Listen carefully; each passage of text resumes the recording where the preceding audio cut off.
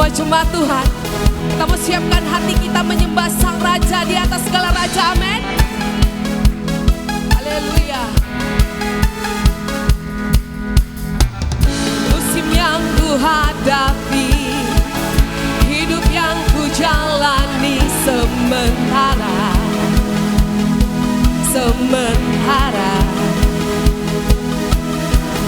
kasih-Mu yang sempurna, Engkau selalu setia selamanya, selamanya. Meski gelap, awan tak memutih, Kaulah terang, ku akan terbang tinggi bersamamu. Yesus sempurna perlindunganmu, ku tinggikan, ku rayakan sepanjang hidupku. Oh, oh, Yesus cahayamu menuntutku, ku percaya, ku ikuti di setiap nafasku. Semua jemaat Tuhan siap memuji Tuhan, amin. Haleluya.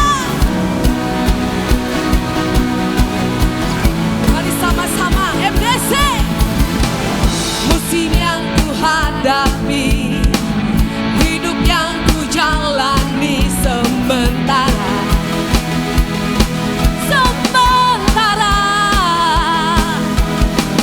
kasih-Nya yang sempurna, Engkau selalu setia selamanya, selamanya. Meski gelap, awan tak memutih, Kaulah terang, ku akan terbang tinggi bersamamu. Yesus sempurna perlindunganmu, ku tinggikan, ku rayakan sepanjang hidupku. Oh, oh, Yesus cahayamu menuntutku, ku percaya, ku ikuti di setiap nafasku. Yesus sempurna perlindunganmu, ku tinggikan, ku rayakan sepanjang hidupku. Yesus cahayamu mengubahku, ku percaya, ku ikuti di setiap nafas.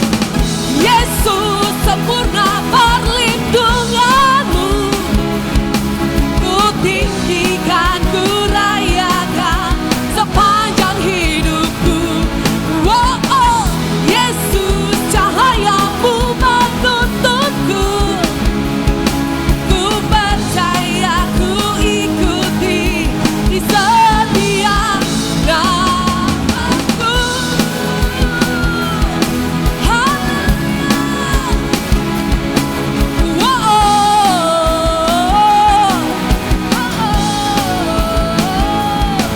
Ku tinggikan, ku rayakan kasih-Mu bagi kami.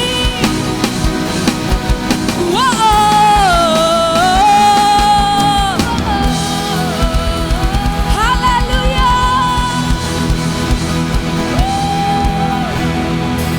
Mari tepuk tangan bersama-sama dengan saya jemaat Tuhan. MDC tebing tinggi memuji Tuhan.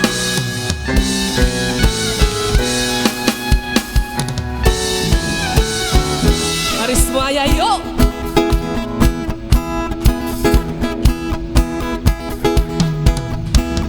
Tuhan baik di dalam hidupku, selalu setia di sepanjang hidup.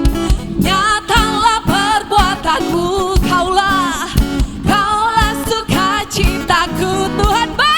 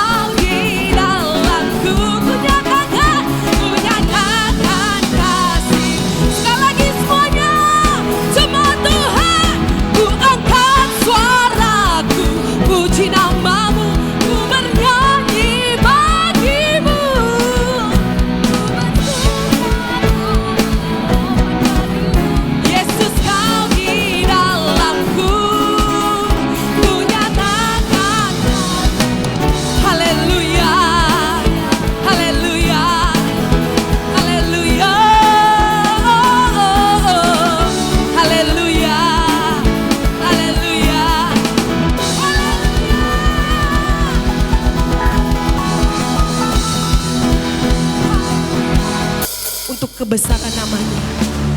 Kita mau nyatakan kebesaran keagungannya dalam kehidupan kita.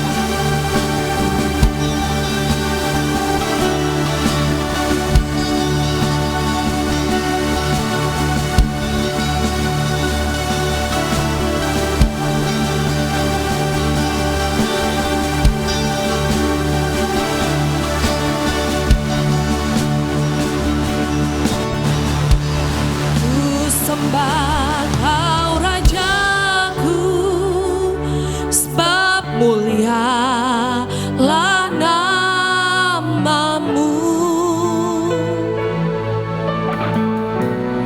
Ku sembah Kau Tuhanku, sebab kasih-Mu bagiku. Tak ku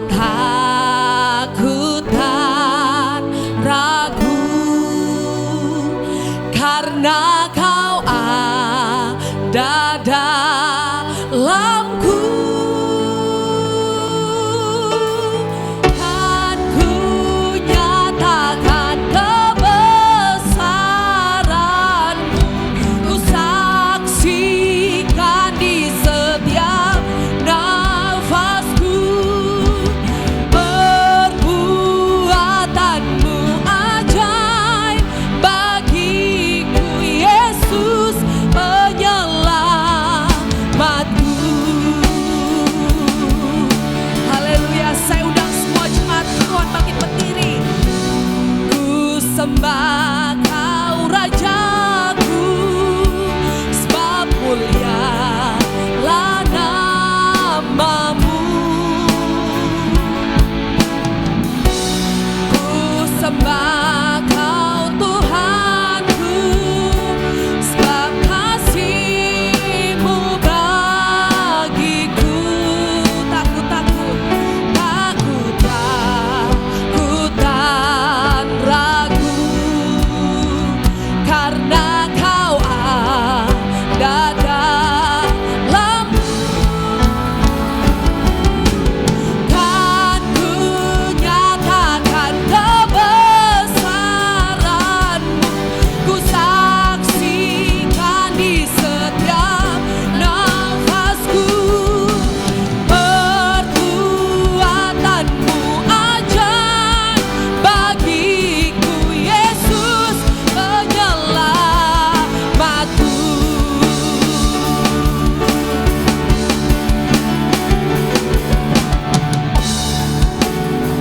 Haleluya, haleluya, kasih Tuhan,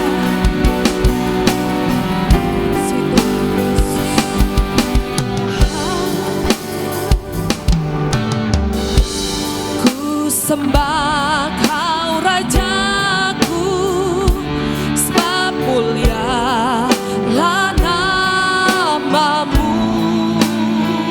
Ku sembah Kau Tuhanku, ku sembah Kau Tuhanku, sebab kasih-Mu bagiku. Tak ku takut dan ragu, karena Kau ada dalamku. Kan ku nyatakan kebesaran-Mu. Ku saksikan di setiap nafasku perbuatan-Mu ajaib bagiku, Yesus penyelamatku.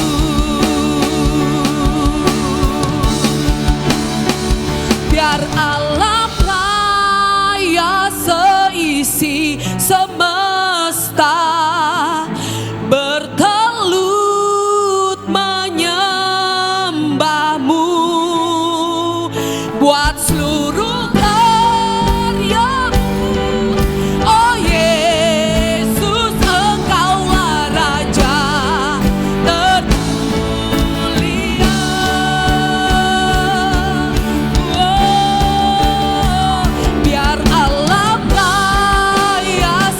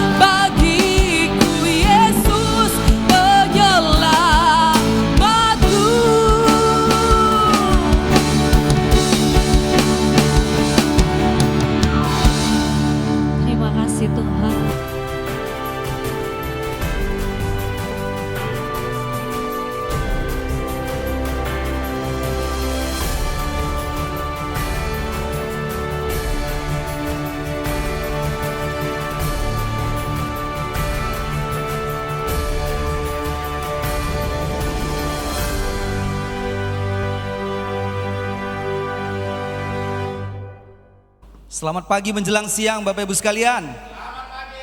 Shalom. Kurang keras. Shalom. Sudah sarapan semua kan?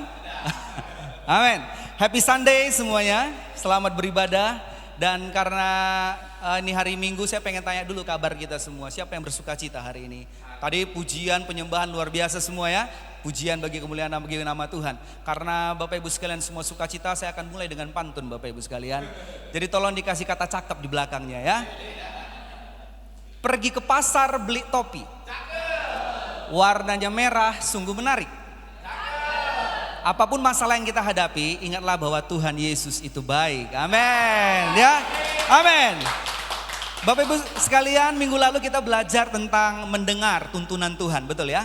Penting sekali itu Bapak Ibu sekalian. Saya teringat bagaimana saya kalau kesini itu saya selalu pakai map. Saya pasti buka Google Map Bapak Ibu sekalian. Di mana-mana pun saya pergi selalu saya buka Google Map. Karena apa Bapak Ibu sekalian? Di situ akan memberikan sebuah pilihan dalam hidup kita. Kita mau memilih jalur apa? Kalau di sini ini dari rumah, ini GKPB Tebing Tinggi.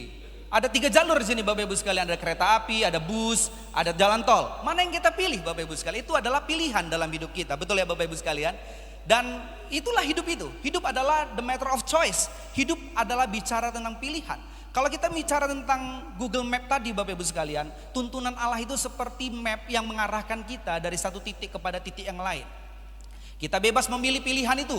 Kalau kita disuruh belok, tiba-tiba kita nggak mau belok, bisa nggak Bapak Ibu sekalian? Bisa, tapi kita akan putar arah yang salah. Kita mungkin ketemu deadlock ya kan, jalan buntu. Atau mungkin kita akan menemui kemacetan luar biasa. Betul ya Bapak Ibu sekalian ya. Nah, ada orang mengatakan bahwa hidup itu antara B sama D Bapak Ibu sekalian.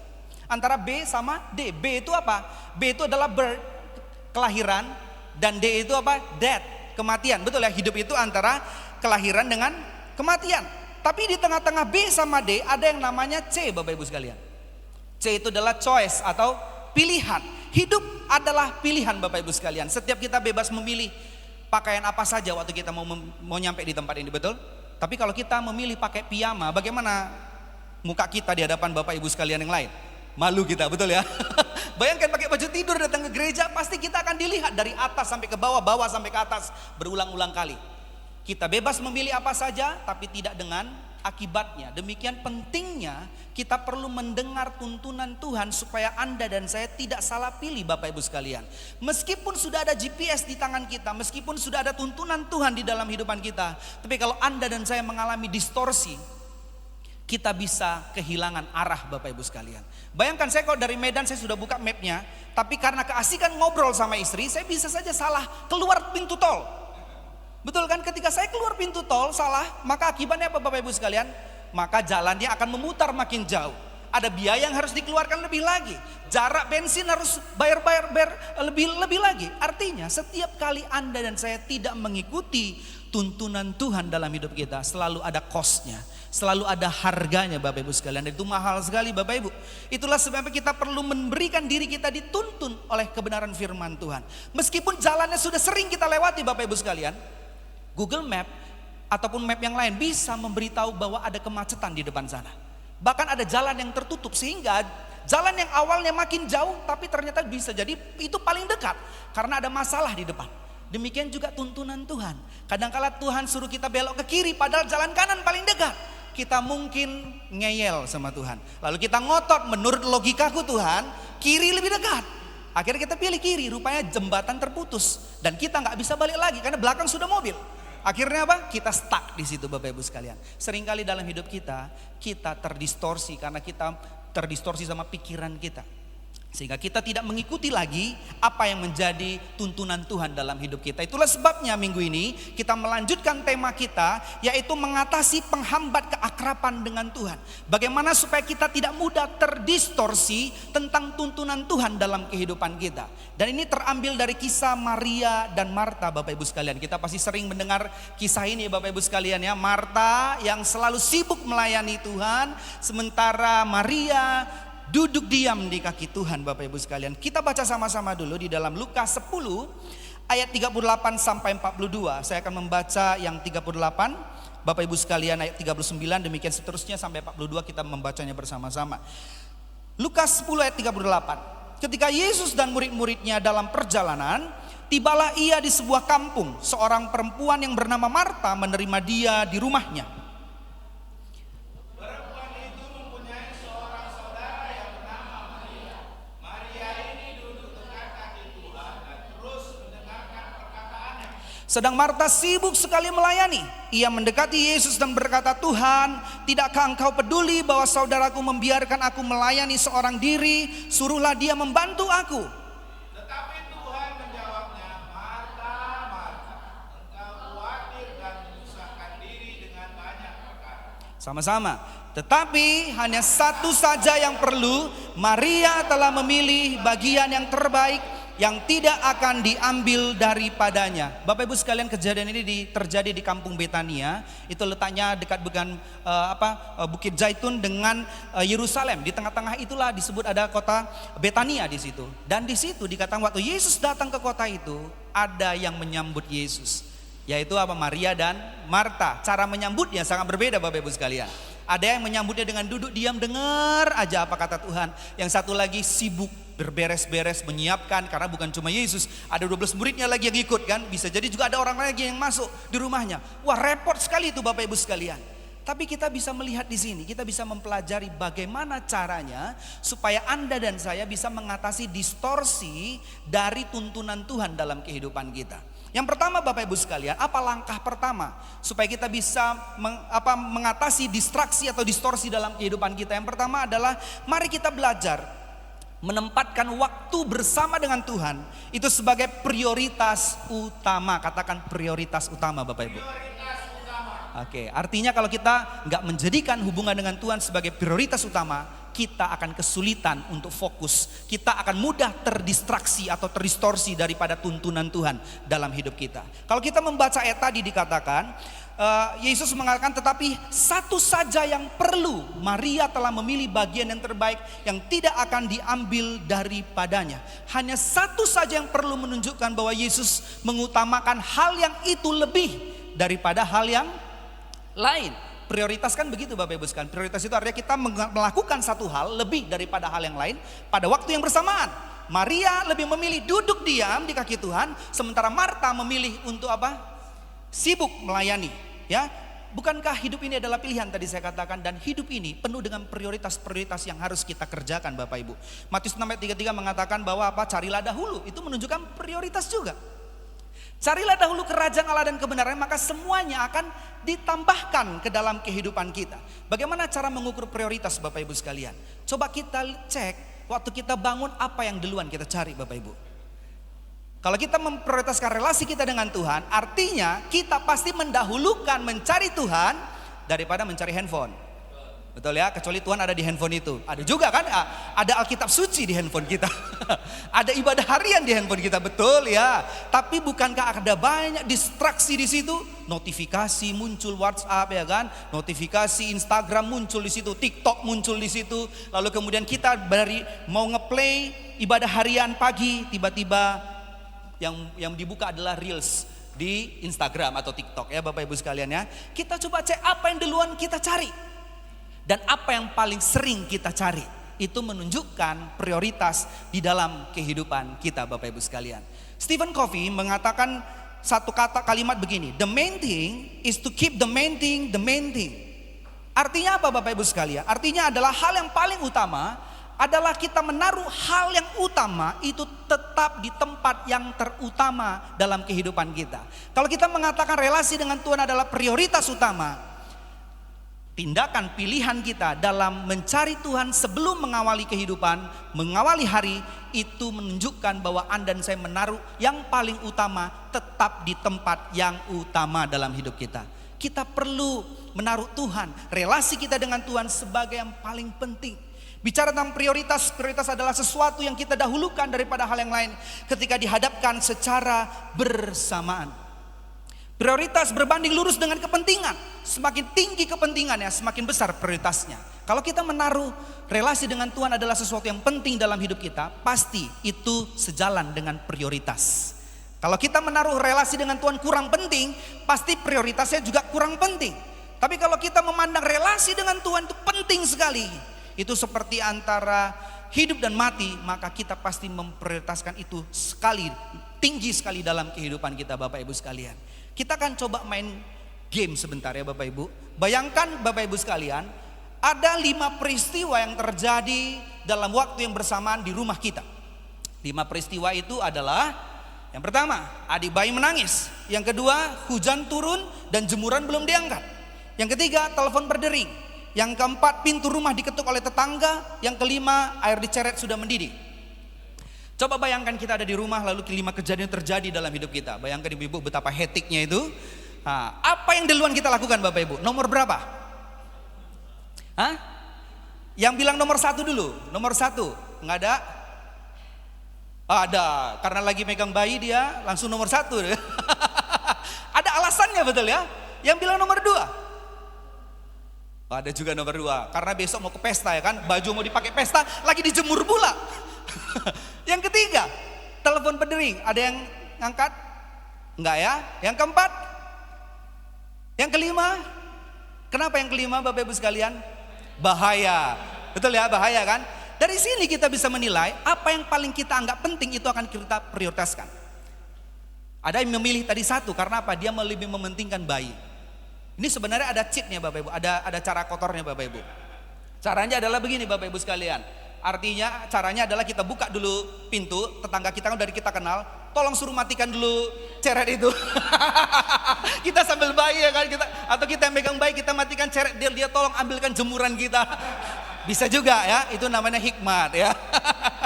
Itu namanya hikmat. Tapi pada dasarnya kalau ada beberapa hal yang terjadi secara bersamaan, prioritas akan menentukan apa yang kita lakukan duluan Bapak Ibu. Ya, jadi kalau pagi hari ingat cari Tuhan lebih penting, itu prioritas utama. Kita harus membedakan antara melayani Tuhan dengan melayani pekerjaan Tuhan Bapak Ibu sekalian. Marta itu luar biasa, dia sibuknya bukan main.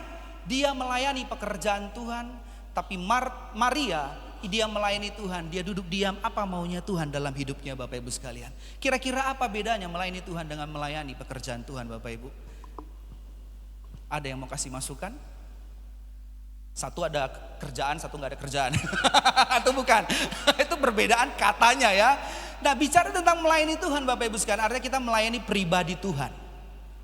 Tapi bicara tentang melayani pekerjaan Tuhan, kita melayani tubuhnya gereja ini ya. Kita melayani, ini namanya pelayanan pekerjaan Tuhan Bapak Ibu sekalian. Dan bicara tentang pekerjaan Tuhan, melayani pekerjaan Tuhan, selalu ada orang yang bisa menggantikan kita di situ. Ada nggak ada kita, itu pasti akan berjalan Bapak Ibu sekalian. Percayalah, Tuhan selalu punya orang di situ. Tapi kalau bicara tentang melayani Tuhan, duduk diam di kaki Tuhan, tidak ada yang bisa menggantikan Anda dan saya di hadapan Tuhan. Harus kita sendiri yang menghadap Tuhan. Nggak bisa titip pesan kepada suami, titip pesan kepada istri, titip pesan kepada anak-anak, apalagi titip pesan kepada pendetanya karena dia malas berdoa. Pak pendeta tolong doakan aku ini ya, ini. Padahal dia sendiri nggak berdoa.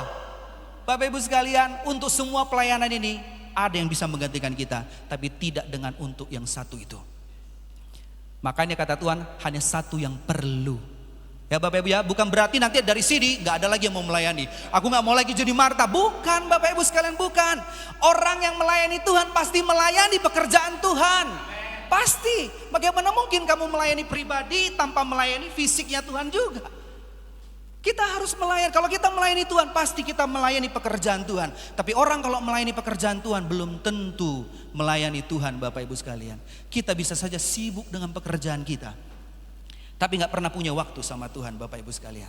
Itulah sebabnya kalau kita membaca di dalam Matius 7:21-23, ini keras sekali Bapak Ibu perkataannya. Dikatakan bukan setiap orang yang berseru kepadaku Tuhan, Tuhan akan masuk ke dalam kerajaan sorga, melainkan dia yang melakukan kehendak Bapakku yang di sorga. Pada hari terakhir banyak orang akan berseru kepadaku, Tuhan, Tuhan, dan bukankah kami bernubuat demi namamu dan mengusir setan demi namamu dan mengadakan banyak mujizat demi namamu juga. Pada waktu itulah aku akan berterus terang kepada mereka dan berkata, aku tidak pernah mengenal engkau, enyahlah daripadaku kamu sekalian pembuat kejahatan. Kalau kita lihat ayat sebelumnya Bapak Ibu sekalian, ini semua bicara tentang pekerjaan pelayanan tubuh Kristus. Bernubuat, mengusir setan, mengadakan banyak mujizat, gulung kabel, main keyboard, kemudian main gitar jadi WL. Semua itulah, semuanya komplit Bapak Ibu sekalian. Tapi yang Tuhan sentuh di situ adalah kamu tidak pernah pernah mengenal aku. Karena kita nggak bisa mengenal Tuhan melalui mengenal instrumen. Pribadi harus dikenal secara pribadi. Kita harus luangkan waktu kita. Sama seperti waktu kita meluangkan waktu sama instrumen kita, kita pasti akan mengenal karakteristik gitar itu. Sama-sama gitar, sama-sama versinya sama, serinya sama, tapi punya karakteristik yang berbeda Bapak Ibu. Setiap gitar itu kalau kita main lama di situ, kita akan kenal karakteristik gitar itu. Demikian juga Tuhan, kita tidak bisa mengenal Tuhan tanpa meluangkan waktu, memprioritaskan relasi kita dengan Tuhan secara pribadi. Ya Bapak Ibu sekalian, jadi kita jadikan relasi dengan Tuhan sebagai prioritas utama dalam hidup kita. Yesus memberi contoh dalam hidup kita. Setiap waktu dia masih ada di muka bumi ini menjadi manusia, dikatakan pagi-pagi benar waktu hari masih gelap. Ia bangun pagi, bangun dan pergi keluar. Ia pergi ke tempat yang sunyi dan berdoa di sana. Yesus mengutamakan relasi lebih daripada sekedar aktivitas pelayanan Bapak Ibu sekalian. Sebelum dia melayani, pagi-pagi sebelum murid-murid bangun, dia sudah cari Bapaknya di sorga. Dia sudah berdoa Bapak Ibu sekalian. Dan bahkan Bapak Ibu sekalian, satu-satunya hal yang diminta oleh murid Tuhan Yesus untuk Yesus ajarkan kepada mereka, bukanlah bagaimana mengubah air menjadi anggur. Padahal itu kan bisnis ya kalau di masa sekarang ya kan. Bukan bagaimana berjalan di atas air. Itu bisa menghemat kita kalau mau ke Pulau Jawa Bapak Ibu. Bukan juga bagaimana membangkitkan orang mati. Supaya kita tidak bersedih kalau ada anggota keluarga kita yang hilang, yang meninggal Bapak Ibu sekalian. Tapi satu-satunya yang murid Yesus minta ajarkan adalah Tuhan, ajarkanlah kami berdoa. Tuhan ajarkanlah kami berelasi dengan Tuhan. Karena murid-muridnya tahu setiap kali Yesus turun gunung setelah dia berdoa pagi-pagi, sepanjang hari itu pasti ada mujizat. Sepanjang hari itu pasti ada kuasa. Bapak Ibu sekalian, murid-murid tahu bahwa kunci rahasianya bukan pada saat Yesus melayani, tapi pada waktu Yesus membangun relasi dengan Bapa di sorga. Letak kekuatan kita bukan pada saat Anda dan saya melayani pekerjaan Tuhan, tapi saat Anda dan saya memberi waktu untuk melayani Tuhan secara pribadi. Itulah sebabnya ada sebuah quote yang mengatakan, if you want to have a public power, you must have a private prayer. Ketika Anda ingin memiliki kuasa secara publik seperti yang Yesus lakukan, maka Anda harus memiliki doa secara pribadi.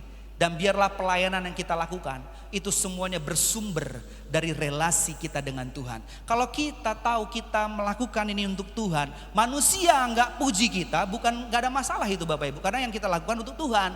Kecuali Tuhan yang nggak mau dengar, Tuhan menolak, kita pasti sedih Bapak Ibu. Kita pasti kecewa Bapak Ibu. Tapi kalau kita sadar banget apa yang kita lakukan ini adalah untuk menyenangkan hati Tuhan, maka tidak ada efeknya manusia terhadap pelayanan kita. Amin Bapak Ibu sekalian. Jadi kita perlu sadar betul bahwa pelayanan itu harusnya muncul atau bersumber dari relasi yang akrab dengan Tuhan. Kalau dunia menolak, orang-orang gereja menolak kita, yang penting Tuhan tidak menolak kita Bapak Ibu sekalian. Ya, jadi jangan menjadi pribadi yang mudah kecewa. Karena Tuhan kalau mau kecewa bisa 1000 alasan dia bisa kecewa Bapak Ibu sekalian. 1000 alasan, dia sudah mati buat kita tapi kita begitu ngeyel dalam hidup ini. Bukankah dia bisa kecewa? Namun dia berkata bahwa meskipun kita tidak setia, dia tetap setia. Karena dia tidak dapat menyangkal dirinya sendiri. Itu luar biasa loh Bapak Ibu sekalian. Mari kita coba cek dalam kehidupan kita, dalam doa-doa pribadi kita dengan Tuhan. Apakah kita sudah memprioritaskan relasi itu kepada Tuhan sebagai prioritas utama dalam hidup kita? Atau jangan-jangan hari-hari ini kita terlalu sibuk dengan hal-hal pekerjaan pelayanan Tuhan, tapi kita udah gak punya waktu untuk duduk diam di kaki Tuhan. Mari kita coba cek lagi prioritas hidup kita Bapak Ibu sekalian. Kita coba setel kembali. Kita coba ibaratnya kalau gitar sudah baling dia, udah fals dia suaranya, kita perlu menyetelnya kembali, dituning kembali. Ya minggu lalu tuning ya, radio harus dituning dengan frekuensi yang tepat supaya suaranya bisa jelas Bapak Ibu sekalian. Itu yang pertama Bapak Ibu sekalian. Bicara tentang menempatkan waktu bersama dengan Tuhan sebagai prioritas utama. Yang kedua, mari kita belajar tidak membiarkan kesibukan mengalihkan perhatian kita dari Tuhan. Dallas Willard, dia mengatakan begini, God does not ordinarily compete for our attention. Artinya Allah tidak akan bersaing untuk mendapatkan perhatian kita Bapak Ibu sekalian.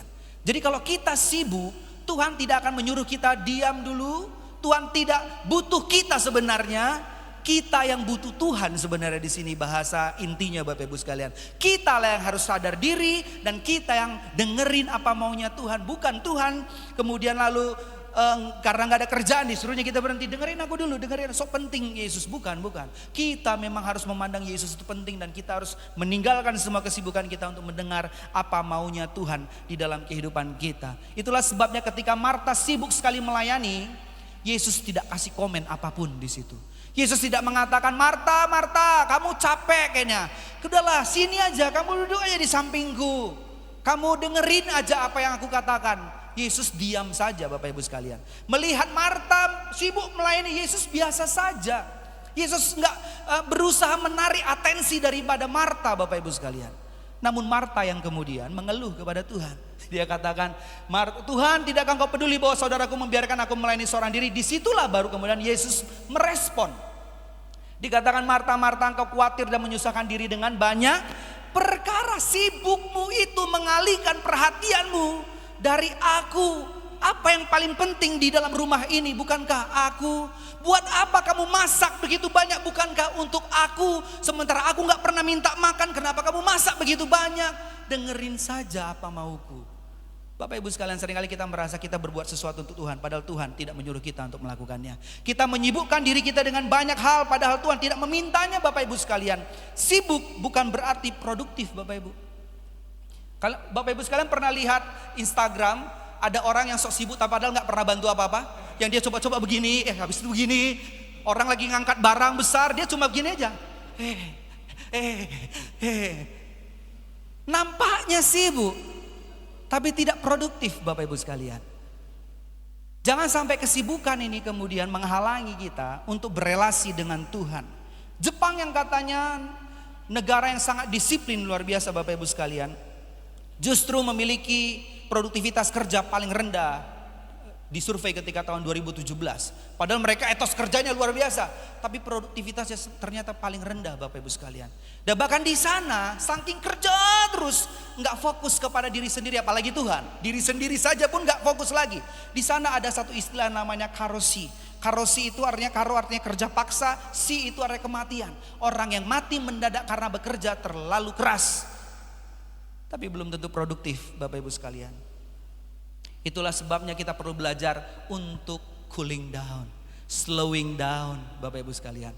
Kadangkala hal yang terbaik untuk bisa kita lakukan menata kehidupan kita adalah bukan berlari semakin cepat, tapi coba berhenti sejenak dan coba cek sudah sejauh mana aku lari ini. Kita cek lagi GPS kita, udah jauh kali di putarannya nih, salah ini, harusnya belok tadi aku. Kita perlu melakukan cooling down, slowing down, kita berhenti sejenak, kita lihat lagi guideline dari Tuhan. Oh iya, aku harus balik, kita ikuti. Kita jangan sibukkan lagi diri kita tanya-tanya orang lain, padahal sudah ada guideline di tangan kita. Bapak Ibu sekalian, kita perlu, meskipun kesibukan ada, kita tetap perlu relasi dengan Tuhan. Yesus memberi contoh kepada kita, dikatakan Yesus waktu itu pun sibuk sekali. Lalu ia berkata kepada mereka, marilah ke tempat yang sunyi, supaya kita sendirian dan beristirahatlah seketika. Sebab memang begitu banyak orang yang datang dan pergi sehingga makan pun mereka tidak sempat. Luar biasa sibuknya ya. Makan pun tidak sempat. Aku yakin waktu itu murid-murid Yesus gak mengantongi proma pastilah. Ya, enggak. Snack-snack ringan ala-ala penderita mah ya kan. Snack-snack proma. Bukan kayak begitu. Tapi Tuhan sadar kalau mereka sibuk, mereka perlu cooling down. Mereka perlu berhenti sejenak, istirahat. Lalu dikatakan ayat berikutnya, setelah ia berpisah dari mereka, ia pergi ke bukit untuk berdoa. Bapak Ibu sekalian, kalau kita makin sibuk, apa yang kita kurangi? Jam doa. Padahal Yesus semakin sibuk dia kurangi aktivitas, dia tambah jam doa. Itulah sebabnya Martin Luther King berkata demikian, bekerja dan sekali lagi bekerja dari pagi buta sampai larut malam. Sesungguhnya begitu banyak yang harus saya kerjakan sehingga saya akan melewatkan 3 jam pertama di dalam doa. Orang yang demikian itu seperti orang yang kalau kita dengar cerita ada satu orang yang mengasah kapak, satu lagi tidak mengasah kapak. Ada orang yang sebelum dia disuruh untuk memotong hutan itu, dia habiskan 3 jam pertama adalah ngasah kapak terus. Yang satu lagi pekerjanya langsung potong karena merasa masih baru kapaknya. Potong terus, nampaknya yang ngasah kapak ini lambat. Dia sudah beberapa batang pohon sudah ditebangnya. Nampaknya dia bakal kalah. Tapi setelah 3 jam dia mengasah, ternyata produktivitasnya jauh lebih besar, jauh lebih cepat. Karena apa? Dia mempertajam kapaknya, Bapak Ibu sekalian. Demikian juga kehidupan kita, Bapak Ibu sekalian. Semakin sibuk kita, jangan yang dikurangi jam doa. Jangan dikurangi jam istirahat, jangan dikurangi juga karena tubuh kita pasti bermasalah. Yesus kasih kita contoh, dia stop, kita ke tempat sunyi. Karena kalau kita di sini pasti lalap, pelayanan gak akan ada habisnya, Bapak Ibu. Percayalah, minggu akan selalu berganti, selalu ada jadwal pelayanan. Gak akan pernah habis, Bapak Ibu. Kita gak akan pernah kekurangan orang yang mau dilayani. Tidak akan pernah kekurangan, yang kurang pekerja untuk melayani, itu yang selalu kurang, Bapak Ibu. Oleh karena itu, yang dikurangi janganlah doa kita, justru itu yang harus ditambah, Bapak Ibu sekalian. Amin. Sudah 2 hal yang kita pelajari. Yang pertama, menempatkan relasi dengan Tuhan sebagai prioritas. Yang kedua, jangan biarkan kesibukan itu mengalihkan perhatian dari kita. Dan yang ketiga dan yang terakhir adalah mari kita menjaga agar hati kita tertuju kepada Tuhan. Marta meskipun Tuhan ada di situ, namun hatinya tertuju pada Tuhan, Bapak Ibu sekalian. Dia ada di situ, Tuhan ada di situ. Tapi dia gak tertuju kepada Tuhan, dia tertuju kepada apa? Kesibukan. Itu yang dia tuju semua. Padahal Maria, dia tahu yang terpenting adalah ini, pribadi ini. Masak bisa setiap kali, masih ada nih bisa masak itu. Tapi yang ini gak bisa digantikan oleh orang lain. Evelyn Underhill mengatakan bahwa we mostly spend our lives conjugating 3 verbs. To want, to have, and to do. Artinya kebanyakan dari kita menghabiskan kehidupan kita untuk hal-hal yang berkaitan dengan 3 kata kerja. Yang pertama adalah menginginkan atau to want, mempunyai to have, dan melakukan to do. Kalau kita melihat perkataan daripada Marta tadi, ini berkaitan sekali dengan apa yang disebutkan oleh Evelyn tadi, Bapak Ibu sekalian. Kalau kita melihat Tuhan tidak akan kau peduli bahwa saudaraku membiarkan aku melayani seorang diri, suruhlah dia membantu aku. Di sini kita bisa melihat sisi to want-nya. Marta ingin agar Maria membantu dirinya agar dan tidak hanya duduk mendengarkan perkataan Tuhan Yesus. Ada sisi yang kedua, to have. Marta menghendaki agar ia memiliki teman untuk melakukan untuk membantu dirinya dalam menyiapkan jamuan bagi Yesus. Dia pengen punya teman supaya kerjanya nggak banyak. Dan bahkan dia melakukan yang satu lagi, to do, yaitu Marta menghendaki agar Yesus menyuruh Maria untuk menolong dia, Bapak Ibu sekalian. Seluruh kehidupan kita, bahkan doa-doa kita seringkali bersoal kepada to want, to have, to do. Kita pengen Tuhan melakukan sesuatu buat kita. Kita pengen Tuhan memberikan sesuatu buat kita. Kita pengen Tuhan berurusan, bekerja dalam apa yang kita punya, Bapak Ibu sekalian. Semua itu yang kita bawa. Semua itu yang kita lakukan. Itulah sebabnya Anda dan saya selalu fokus kepada kita dan kita sebenarnya itu. Bukan kepada Tuhan, dan Tuhan. Kita selalu fokus datang sama Tuhan, pasti kita minta sesuatu dari Tuhan. Kita datang sama Tuhan, kita pasti minta ditolong oleh Tuhan. Kita minta Tuhan melakukan sesuatu. Apa bedanya kita sama Marta? Sama saja. Kita lihat Maria gak ada minta apa-apa di situ. Maria cuma duduk diam mendengar apa yang Tuhan ingin dia lakukan atau ingin dia dengarkan. Bapak Ibu sekalian. Mari kita cek doa-doa kita. Apakah banyak sekali kata-kata to have, supaya aku punya ini, supaya Tuhan bekerjalah lewat cara ini, Tuhan lakukanlah. Atau kita benar-benar ngomong sama Tuhan, Tuhan apa yang engkau pengen aku lakukan, Tuhan apa yang harus aku tempuh. Kita harus tanya itu daripada kita menyuruh dan meminta Tuhan melakukan 3 hal yang tadi, to have, to do, to want, Bapak Ibu sekalian. Kalau kita berkaca kepada doa Bapa kami di sorga, kita dapat menilai bahwa doa Bapa kami di sorga bukan berisi permintaan untuk memenuhi keinginan kita, Bapak Ibu. Kalau kita lihat doa Bapa kami di sorga, semua pasti sudah hafal di sini ya, Bapak Ibu ya. Kita perlu ingat, pelajaran pertama yang bisa kita pelajari di sini adalah bicara tentang kepentingan Tuhan. Itu jauh lebih penting daripada kepentingan manusia. Coba kita cek di sini. Di sini ada katamu, doa ini diawali dan diakhiri dengan kepentingan Tuhan. Betul ya? Dikuduskanlah namamu, datanglah kerajaanmu, jadilah kehendakmu. Bahkan endingnya, karena engkaulah yang punya kerajaan dan kuasa dan kemuliaan sampai selama-lamanya. Di bawahnya baru ada kami. Kepentingan Tuhan didahulukan, barulah kepentingan manusia. Dan kepentingan manusia itu pun ujung-ujungnya adalah untuk kepentingan Tuhan, Bapak Ibu sekalian. Apa yang paling sering kita minta? Kepentingan Tuhan atau kepentingan kita, Bapak Ibu? Padahal diawali doa Bapa kami di sorga, biarlah kehendakmu yang jadi. Ya kan? Datanglah kerajaanmu, jadilah kehendakmu. Tapi yang sering kali kita doakan apa? Kehendakku. Supaya kehendak dia sama dengan kehendakku. Beda kan? Terbalik kita nih Bapak Ibu sekalian. Harusnya kehendak kita yang sama dengan kehendak Bapa di sorga. Yang kedua Bapak Ibu sekalian, ini bicara tentang kebutuhan. Bahwa kebutuhan rohani itu jauh lebih penting daripada kebutuhan jasmani. Kalau kita cek di sini ada permintaan, ada 3 permintaan di sini Bapak Ibu sekalian. Ada berikanlah kami pada hari makanan kami yang secukupnya, itu bicara tentang kebutuhan jasmani atau kebutuhan rohani. Jasmani, betul ya. Ampunilah kami akan kesalahan kami, kebutuhan rohani, kebutuhan untuk diampuni. Yang ketiga, janganlah membawa kami ke dalam pencobaan. Kebutuhan rohani juga.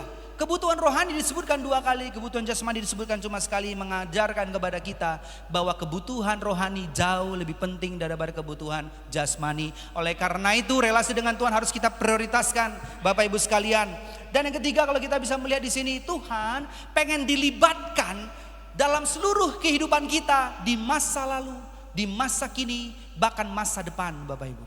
Contoh di sini, berikanlah kami pada hari ini, bicara tentang kebutuhan hari ini, betul ya, ada kata hari ini. Ampunilah kami akan kesalahan kami, itu bicara tentang masa lalu, dosa yang pernah kita lakukan. Tuhan pengen terlibat di situ, Tuhan mau campur tangan di situ. Dan bahkan untuk masa depan, janganlah membawa kami ke dalam pencobaan, sesuatu yang ada di depan sana. Kalau kita berdoa, mari kita serahkan masa lalu kita, masa kini kita, dan masa depan kita kepada Tuhan, karena Dia rindu dilibatkan di dalam area itu semuanya. Dan itu menunjukkan bahwa doa ini mengajarkan kepada kita ketergantungan pada hari ini. Berikanlah kami pada hari ini, supaya besok kita doa lagi. Berikanlah kami pada hari ini lagi. Besoknya lagi, hari ini lagi. Kalau ada orang malas kan diedit ayat ini kan, pada minggu ini. Supaya setiap minggu aja dia berdoa kan Bapak Ibu. Enggak, ayatnya tetap berkata hari ini. Artinya setiap hari kita harus memprioritaskan Tuhan di dalam kehidupan kita.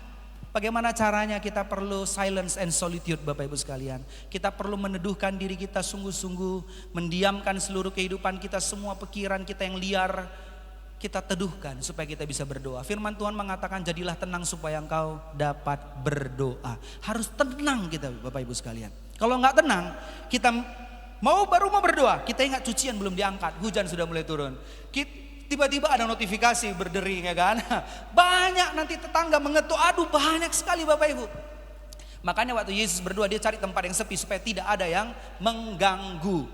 Ya bukan berarti nanti pulang dari sini keluar rumah pula kita berdoa pagi-pagi jam 5. Apalagi di Medan begalnya bukan main kan. Gak mungkin pagi-pagi buta dia pergi ke hutan. Mana ada hutan lagi di Medan ya kan, semak-semak belukar berdoa, nggak bisa Bapak Ibu. Bukan itu. Maksudnya adalah tempat di mana kita bisa silence dan solitude bersama dengan Tuhan. Ada 3 hal yang tadi kita sudah pelajari Bapak Ibu sekalian. Bagaimana supaya kita bisa mengalahkan distorsi atau distraksi dari mendengarkan tuntunan Tuhan dalam hidup kita. Yang pertama, mari kita jadikan prioritas utama. Ya, relasi dengan Tuhan prioritas utama, bukan prioritas sampingan. Itu ditunjukkan bahwa Anda datang hari ini tuh menjadikan Tuhan, ibadah kepada Tuhan sebagai prioritas utama. Kalau prioritas sampingan itu bicara tentang kalau nggak ada kerjaan baru datang. Ada kerjaan sibuk, janganlah Pak Pendeta aku uang ini cien nggak bisa, nggak cuan nanti nggak bisa. Kalau kita jadikan prioritas utama, apapun yang terjadi kita datang ibadah. Amin. Yang kedua, mari kita belajar untuk tidak membiarkan kesibukan itu kemudian mengalihkan fokus kita atau perhatian kita daripada Tuhan. Jangan sampai kita melayani pekerjaan Tuhan tapi kita lupa melayani Tuhan. Mari kita fokus duduk diam di kaki Tuhan. Dan pastikan mari kita menjaga hati kita agar hati kita tertuju kepada Tuhan. Apapun yang kita minta, apapun yang kita katakan waktu kita solitude, mari kita minta itu adalah untuk kepentingan Tuhan, bukan untuk kepentingan kita saja Bapak Ibu. Kita bisa saja berdoa, tapi fokus kita bukan lagi Tuhan. Fokus kita adalah diri kita. Kita bisa beribadah, tapi fokusnya bukan firman Tuhan. Fokusnya adalah perut kita. Bisa kan? Dengar firman Tuhan kayak begini, tiba-tiba perut kriuk. Udah pikir nanti pulang dari sini mau makan apa? Artinya meskipun kita ada di sini, tapi fokus kita bukan di sini. Bisa. Tapi mari kita kalau dalam solitude, kita silence, kita fokus, kita datang kepada Tuhan. Amin Bapak Ibu sekalian. Saya mengundang pemain musik boleh datang ke depan. Kita akan sama-sama belajar, kita tundukkan kepala kita diamkan diri kita teduhkan hati kita.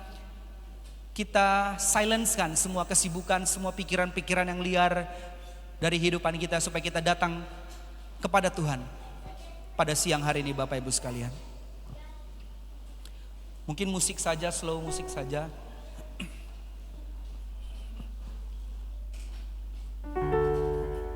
Mari Bapak Ibu sekalian ambil waktu kita, setiap kita. Mari pejamkan mata kita. Mari kita fokus kepada Tuhan. Singkirkan semua permintaan dulu. Singkirkan semua keinginan kita dulu. Mari kita belajar tenangkan diri kita kepada Tuhan. Mari kita teduhkan pikiran, hati.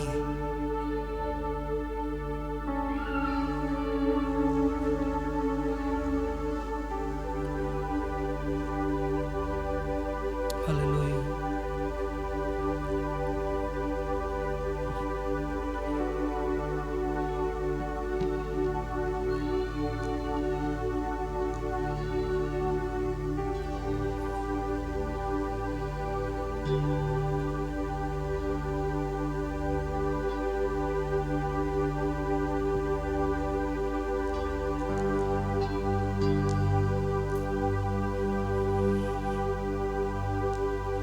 Engkau baik Tuhan. Engkau baik. Haleluya.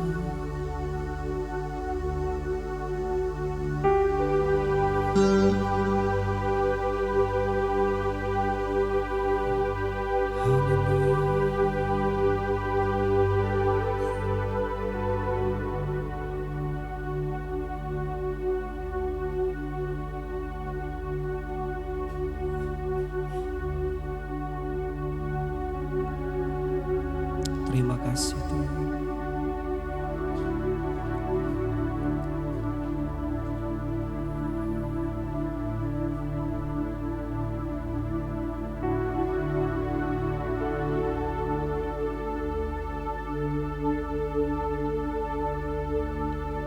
Terima kasih.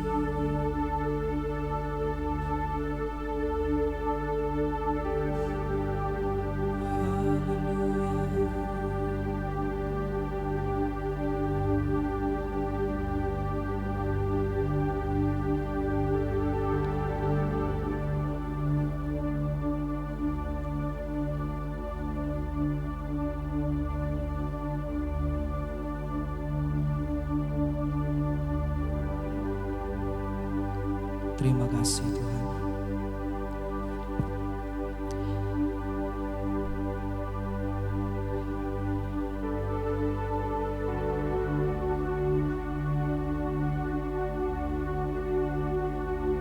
Terima kasih Tuhan. Kau baik Tuhan.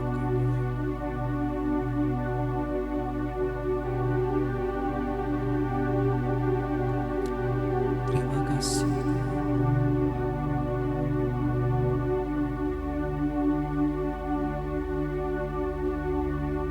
Mari kita naikkan syukur kita kepada Tuhan. Bukan karena perbuatannya, tapi karena pribadinya. Karena Dia begitu baik, sungguh baik, teramat baik. Terima kasih Tuhan. Terima kasih Tuhan Yesus. Terima kasih Tuhan.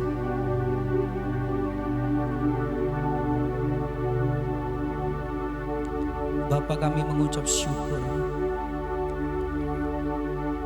karena Engkau adalah Allah yang selalu menuntun langkah-langkah kami. Di saat yang sama kami mau minta ampun Tuhan, karena begitu sering kami terdistorsi, terdistraksi oleh banyak hal, oleh kesibukan, oleh kepentingan kami. Sehingga kami tidak pernah punya waktu untuk duduk diam di kaki-Mu. Kami terlalu sibuk melayani pekerjaan-Mu, sampai-sampai kami kehilangan waktu untuk bersekutu dengan-Mu. Ampuni kami Tuhan. Berikanlah kepada kami hati yang baru, hati yang mengasihi Engkau lebih daripada apapun, hati yang merindukan kehadiran-Mu lebih daripada apapun, hati yang mau taat kepada perintah-Mu lebih daripada kepada apapun ya Tuhan. Mampukan kami yang sangat terbatas ini, yang sangat mudah teralihkan ini, sehingga kami punya hati yang tetap teguh kepadamu ya Tuhan. Tolong kami ya Tuhan, tolong jemaat-Mu di tempat ini. Karena kami tahu kami punya Tuhan yang luar biasa, Tuhan yang besar, Tuhan yang mau menolong kami, Tuhan yang mau menuntun kami. Dan kalau ada Engkau bersama dengan kami, siapakah lawan kami? Apalah masalah kami? Tidak ada, karena kami lebih daripada pemenang. Terima kasih ya Tuhan, terima kasih. Terima kasih ya Tuhan. Terima kasih ya Tuhan. Kami mau mengucap syukur untuk setiap masalah yang boleh kami hadapi. Karena kami tahu itu adalah kesempatan di mana kuasa-Mu boleh bekerja di dalam kehidupan kami. Kami mau mengucap syukur untuk setiap orang-orang yang mungkin memusuhi kami. Karena kami sadar bahwa disitulah kami belajar mengasihi. Ajar kami bersyukur ya Tuhan. Kami bersyukur Tuhan, kami bersyukur. Buat jawaban doa yang belum kami lihat. Karena kami tahu bahwa mengajarkan kepada kami ketekunan. Kami mengucap syukur Tuhan, kami mengucap syukur. Karena kami punya Allah yang seperti Engkau. Terima kasih Tuhan Yesus, terima kasih ya Tuhan. Mampukan kami menjadi pelaku daripada firman-Mu. Mampukan kami memprioritaskan Engkau di dalam kehidupan kami. Mampukan kami untuk tidak terlarut dalam kesibukan kami. Dan mampukan kami supaya hati kami terus tertuju kepadamu ya Tuhan. Kami berdoa, kami mengucap syukur di dalam nama Tuhan Yesus Kristus. Mari jemaat yang dikasihi Tuhan sama-sama kita katakan amin. Mari semua jemaat Tuhan, kita mau siapkan hati kita menyembah Sang Raja di atas segala raja, amin.